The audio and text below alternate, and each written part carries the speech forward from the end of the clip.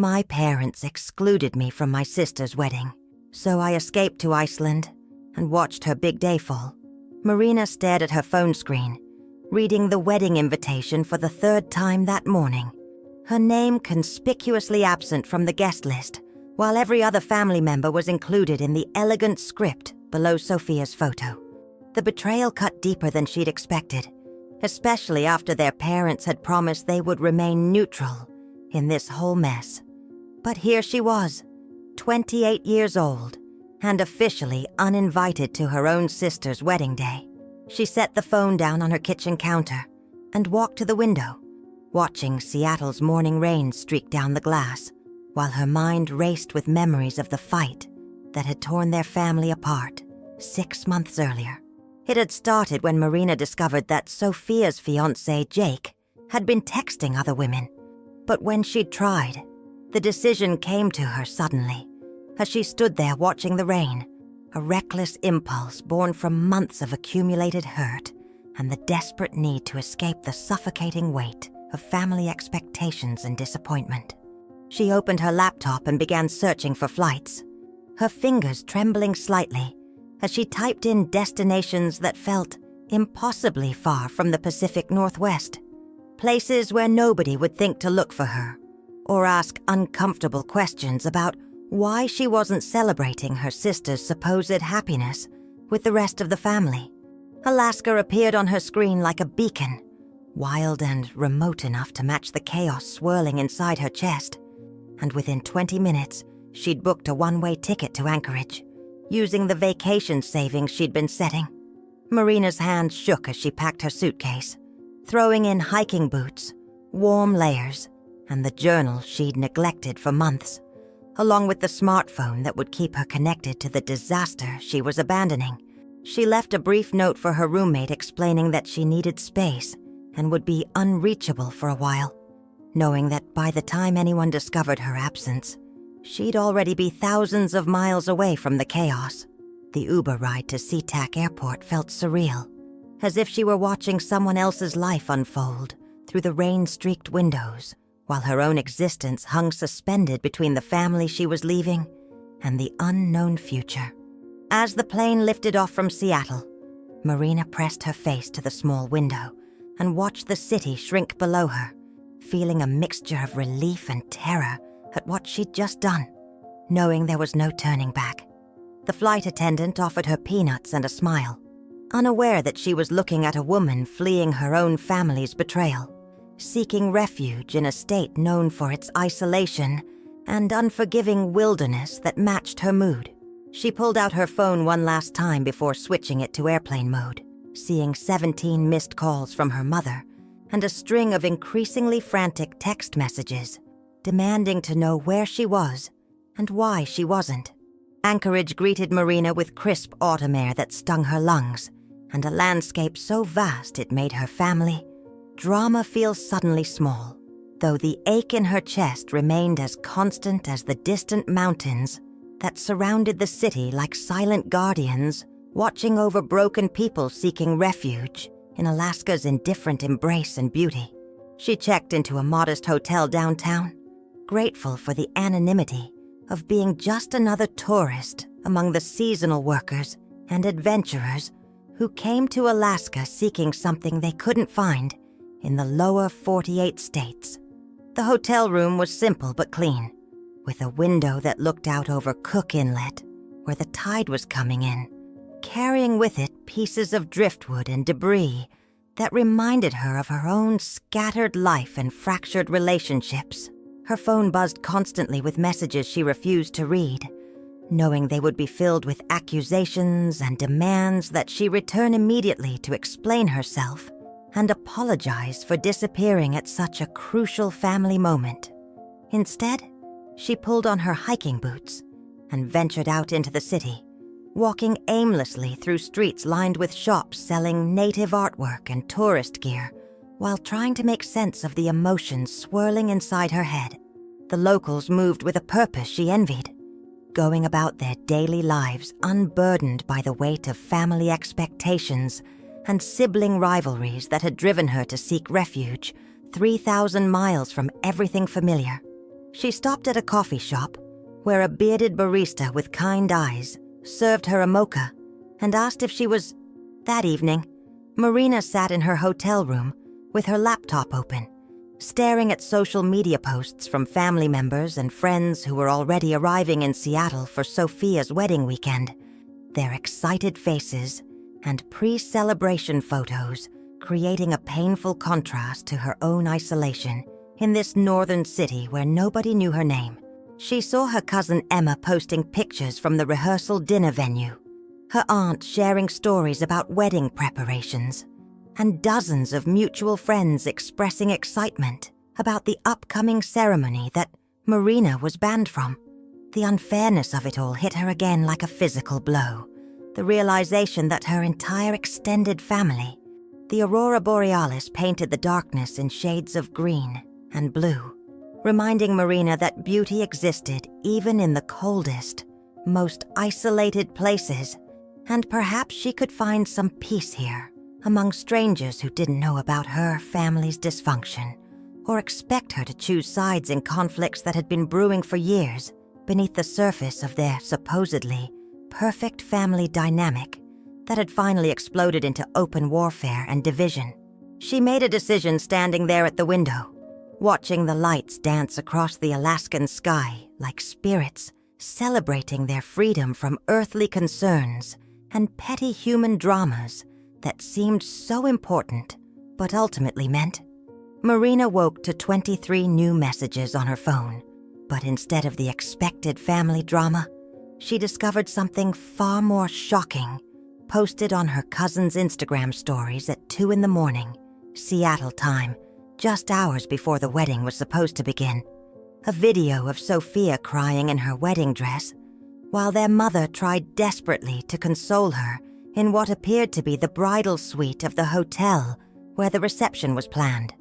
The caption was brief but devastating. "Pray for Sophia. Jake is missing, and no one can reach him anywhere." Marina stared at the screen in disbelief, her emotions swinging wildly between vindication and genuine concern for her sister, who, despite everything, was still the little girl Marina had protected from playground bullies and teenage. The family group chat that Marina had been removed from months ago was now being screenshot and shared by cousins who didn't realize she could see the messages, revealing the complete chaos that had descended upon what was supposed to be Sophia's perfect day, with guests arriving at the church while the groom remained mysteriously absent. Her father was apparently driving around Seattle looking for Jake, while her mother alternated between comforting Sophia and fielding calls from confused relatives who were arriving at the venue expecting a celebration, but finding instead a family in crisis, scrambling to understand how their carefully planned event had suddenly become a public disaster. Marina read that Jake's best man had admitted to knowing about other women, confirming what Marina had tried to. Part of Marina wanted to feel satisfied that her warnings had been proven correct, that the family who had excluded and vilified her was now facing the consequences of their stubborn refusal to listen to her concerns about Jake's character and faithfulness. But watching her sister's pain unfold on social media felt hollow and wrong somehow. She found herself pacing the hotel room, torn between the urge to book an immediate flight home and the knowledge that showing up now would likely be seen as opportunistic, as if she had somehow orchestrated this disaster to prove her point about Jake being unworthy of Sophia's love and devotion, though the truth was far more complicated. Outside her window, Anchorage was waking up to another ordinary Saturday morning, completely unaware that 3,000 miles away, a family was imploding in real time, while Marina sat paralyzed between her own wounded pride and the growing realization that maybe being right about Jake wasn't worth watching her sister suffer so publicly. She thought about all the times she and Sophia had supported each other through difficult moments before their relationship had soured, remembering the sister who had held her hand during their grandfather's funeral and celebrated her college graduation with genuine pride. Not the angry woman who had accused her of jealousy and betrayal when Marina spent the next several hours refreshing social media compulsively, watching her family's private tragedy unfold in real time through the posts of relatives and family friends who seemed unaware that their updates were creating a public record of Sophia's humiliation, with photos of empty wedding venues and confused guests mingling awkwardly while wearing their formal attire and wondering whether they should stay or quietly slip away from the scene. Her mother had apparently made an announcement to the gathered guests that the wedding was postponed indefinitely due to circumstances beyond their control, though the truth about Jake's disappearance was spreading through whispered conversations and text messages that made it clear this wasn't just a case of cold feet, but something far more. A message from her cousin Emma appeared in her direct messages, the first family member to reach out to her directly since she'd fled to Alaska, asking if she'd seen what was happening and whether she was planning to come home to support Sophia during what was clearly the worst day of her life, regardless of their recent conflicts. Emma's message was gentle but pointed, reminding Marina that family loyalty sometimes meant putting aside personal grievances to show up for the people you love when they need you most, even when they've hurt you deeply or chosen to exclude you from important moments in their lives through stubbornness and misplaced family politics. Marina stared at the message for a long time, weighing her options and trying to decide whether returning now. The decision crystallized when she saw a photo that her aunt had posted and quickly deleted, showing Sophia collapsed in their mother's arms while still wearing her elaborate wedding dress. The image so raw and heartbreaking that Marina felt something shift inside her chest, a recognition that her sister's pain transcended their recent conflicts and demanded a response that had nothing to do with being right or wrong about Jake's unsuitability as a husband and everything to do with the bond they had shared before pride and misunderstanding had driven them apart. She closed her laptop and began throwing clothes into her suitcase, her hands moving with sudden purpose as The next flight to Seattle wasn't until the following morning, which gave Marina an entire night to second-guess her decision and wonder whether she was making a mistake by abandoning her Alaskan refuge for a family situation that might only become more complicated and painful with her unexpected return to the chaos she had fled from. She walked through downtown Anchorage one last time, appreciating the clarity that the northern wilderness had provided, and hoping she could carry some of that perspective back to Seattle, where emotions ran high and family loyalties shifted like dangerous currents beneath the surface of every conversation and interaction they attempted. The flight from Anchorage to Seattle felt interminable, with Marina alternating between checking her phone for updates and staring out the window at clouds that seemed to mirror the uncertainty swirling inside her mind about what she would say to her family and whether her unexpected return would be seen as an act of reconciliation or opportunism, especially given the timing that made it appear she had somehow known about Jake's disappearance before. She had drafted and deleted a dozen text messages to her mother, trying to find words that would explain her decision to come home without sounding either vindictive or desperate for forgiveness that might not be forthcoming from people who had spent months viewing her as the villain in their family drama, rather than someone who had... Marina's hands trembled as she turned her phone back on after landing, immediately flooded with messages that painted a picture of continued chaos and confusion. With Jake still missing, and Sophia apparently refusing to leave her hotel room, while their parents dealt with the logistics of canceling vendors and explaining the situation to increasingly concerned relatives who had traveled from across the country for what they had expected to be a joyful celebration, but instead found themselves witnesses to a family crisis that seemed to have no clear resolution. Her mother had left several voicemails, the most recent one recorded just 2 hours earlier with exhaustion clear in her voice, as she begged Marina to call back and said that despite everything that had happened between them, the Uber ride from the airport to her apartment felt surreal, as if she were returning to a life that belonged to someone else, though the familiar neighborhoods and landmarks reminded her that some things remained constant even when families imploded and carefully planned celebrations turned into public disasters that left everyone struggling to understand how they had arrived at such a painful and complicated situation that seemed to have no good solutions. She asked the driver to make a detour past the hotel where the wedding reception had been scheduled, seeing the elaborate floral arrangements still visible through the windows of the empty ballroom, a ghost of the celebration. Her apartment felt different somehow, as if the few days away had changed her perspective on the space she had called home, though nothing had actually moved or changed except her own understanding of what it meant to flee from family conflict, only to discover that distance couldn't erase the bonds that tied her to people who had hurt her deeply but remained connected to her through years of shared history and love that transcended their recent conflicts.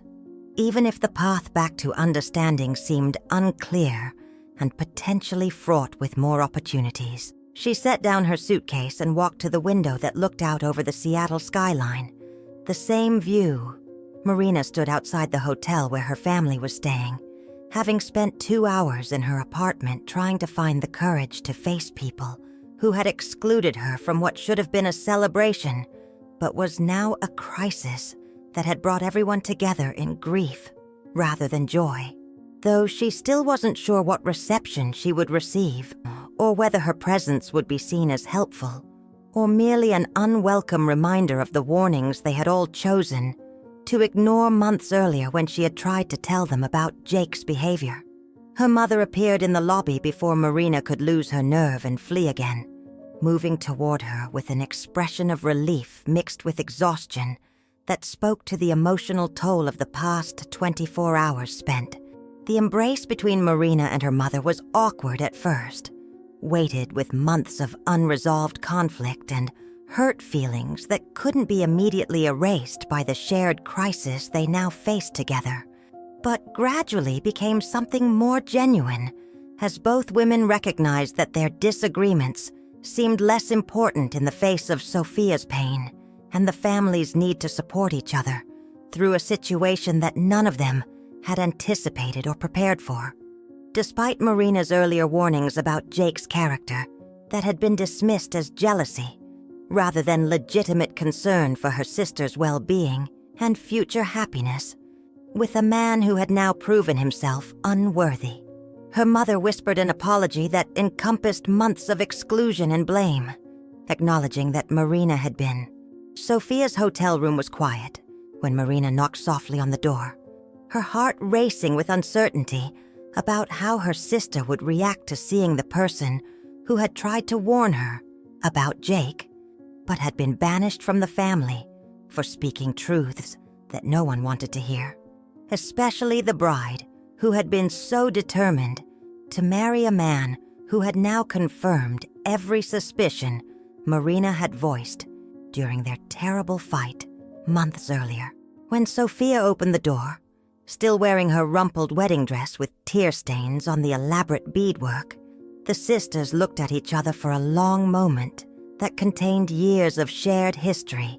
and recent pain before. They sat together on the hotel bed while Sophia told Marina about the signs she had ignored and the red flags she had explained away in her determination to believe that Jake would change and commit to their relationship, despite the evidence Marina had tried to share with her months earlier, before their fight had torn the family apart and created wounds that seemed irreparable, until this moment when shared pain had finally opened a door to understanding and forgiveness that neither sister had been brave enough to walk through, while pride kept them. Marina listened without saying, "I told you so," recognizing that her sister's humiliation was punishment enough. As evening fell over Seattle, the extended family gathered in the hotel restaurant where the rehearsal dinner should have been celebrated, instead sharing a quiet meal marked by relief that Marina had returned and hoped that Sophia would recover from this devastating blow to her confidence and ability to trust her own judgment about people and relationships. Though everyone understood that healing would take time and patience from family members who had learned difficult lessons about the importance of listening to each other, even when the truth was uncomfortable. Marina looked around the table at faces that had been closed to her for months, but were now open again.